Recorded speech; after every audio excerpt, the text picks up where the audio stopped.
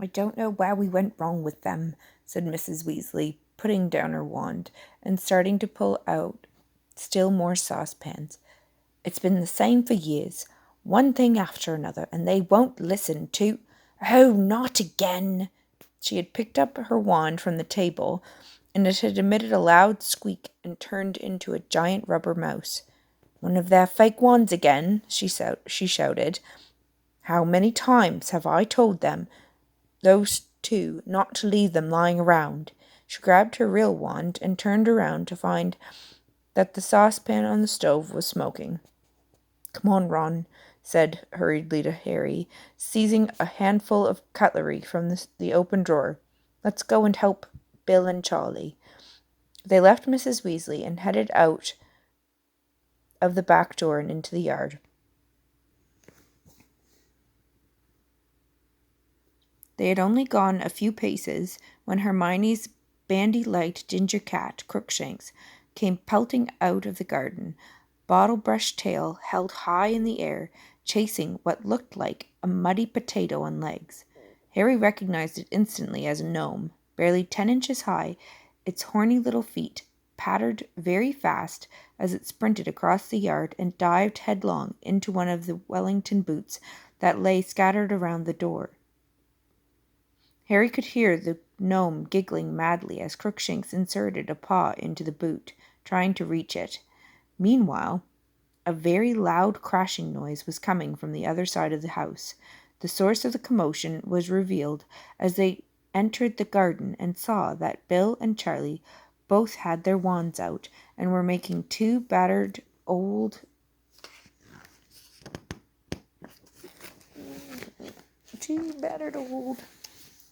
tables fly high above the lawn, smashing into each other, each attempting to knock the others out of the air. Fred and George were cheering, Ginny was laughing, and Hermione was hovering near the hedge, apparently torn between amusement and anxiety.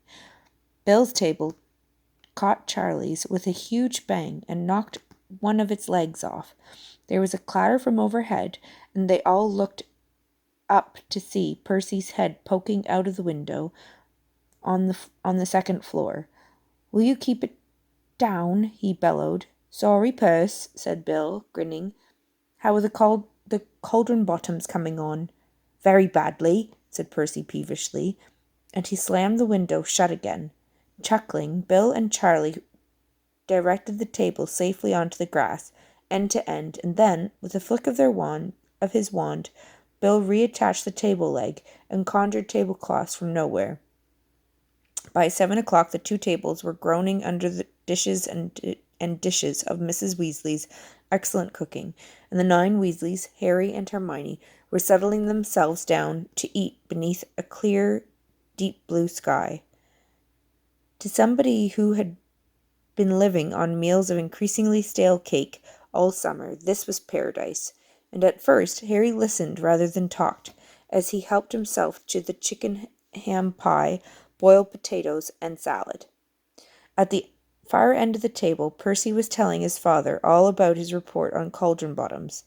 I've told Mr. Crouch that I'll have it ready by Tuesday, Percy was saying pompously. That's a bit sooner than he expected it, but I like to keep on top of things. I think he'll be grateful that I've done it in good time. I mean, it's extremely busy in our department just now, what with all the arrangements for the World Cup. We're just not getting the support we need from the Department of Magical Games and Sports. Ludo Bagman. I like Ludo, said Mr. Weasley mildly. He was the one who got us such good tickets for the Cup. I did him a bit of a favour. His brother Otto got into a spot of trouble, a lawnmower with unnatural powers. I smoothed the whole thing over. Oh, Bagman's likeable enough, of course, said Percy dismissively. But how he ever got to be the head of a department, when I compare him to Mr. Crouch, I can't see Mr. Crouch losing a member of our department and not trying to find out what's happened to them. You realise Bertha Jorkins has been missing for over a month now? Went on holiday to Albania and never came back. Yes, I was asking Ludo about that, said Mr. Weasley, frowning. He says Bertha's got lost plenty of times before now, though I must say, if it was someone in my department, I'd be worried. "Oh, Bertha's hopeless, all right," said Percy. "I hear that she's been shunted from department to department for years. Much more trouble than she's worth. But all the same, Bagman ought to be trying to find her. Mr. Crouch has been taking a personal interest. She worked in our department at one time, you know, and I think Mr. Crouch was quite fond of her. But Bagman just keeps laughing and saying that she's probably misread the map and ended up in Australia instead of Albania. However," Percy heaved an impressive sigh and took a deep swig of elderflower, sorry, not elbow, elderflower wine. "We've got quite enough on our plates at the Department of International Magical Cooperations without trying to find members of other departments too. As you know, we've got another big event organize right after the World Cup." He cleared his throat significantly and looked down towards the end of the table where Harry, Ron, and Hermione were sitting. "You know, the one I'm talking about, Father." He raised his voice slightly. "The top secret one." Ron rolled his eyes and muttered to Harry and Hermione. "He's been trying to get us to ask what that event is ever since he started working. Probably an exhibition of thick-bottomed cauldrons." In the middle of the table, Mrs. Weasley was arguing with Bill about his earring, which seemed to be a recent acquisition. "With a horrible great bang on it. Really, Bill. What do they say at the bank, Mum? No one at the bank gives a damn how I dress as long as I bring home plenty of treasure," said Bill patiently. "And your hair's getting silly, dear," said Mrs. Weasley, fingering her wand lovingly. "I wish you'd let me give it a trim. I like it," said Ginny, who was sitting beside Bill. "You're so old-fashioned, Mum. Anyway, it's nowhere near as long as Professor Dumbledore's." Next to Mrs. Weasley, Fred, George, and Charlie were all talking spiritedly about the World Cup. It's got to be Ireland," said Charlie thickly, though through a mouthful of potatoes. "They flattened Peru in the semi-finals. Bulgaria have Victor Crumb, though," said Fred. "Crumb's one decent player. Ireland has got 7, said Charlie shortly. "I wish England had got through, though. That was embarrassing, that was." "What happened?" said Harry eagerly, regretting more than ever his isolation from the wizarding world when he was stuck in Privet Drive. Harry was passionate about Quidditch. He had played as Seeker on the Gryffindor House Quidditch team ever since his first year at Hogwarts and owned a Firebolt, one of the best racing brooms in the world.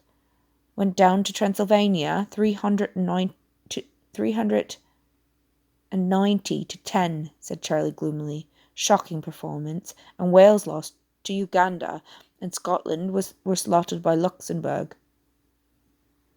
Mr. Weasley conjured up candles to light the darkening garden before they had their pudding, homemade strawberry ice cream, and by the time they had finished, moths were fluttering low over the table, and the warm air was perfumed with the smells of grass and honeysuckle.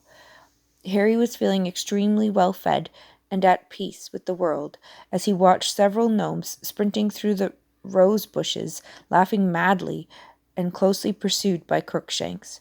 Ron looked carefully up the table to check the rest of the family were all busy talking. Then he said very quietly to Harry, "So, have you heard from Sirius lately?" Hermione looked around, listening closely. "Yeah," said Harry softly, "twice. He sounds okay. I wrote to him the day before yesterday. He might write back while I'm here."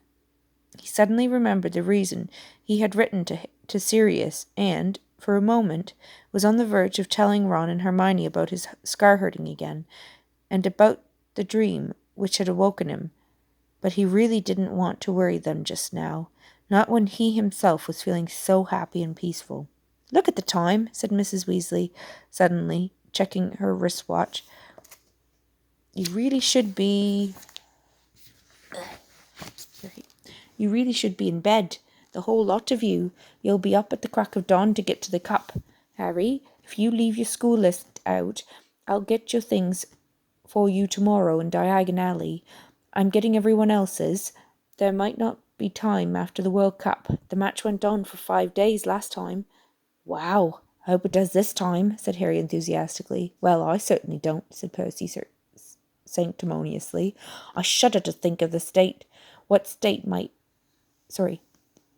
the state of my in-tray would be if I was away from work for 5 days. Yeah, someone might slip dragon dung into it again, eh, Perce? Said Fred. That was a sample of fertilizer from Norway, said Percy, going very red in the face.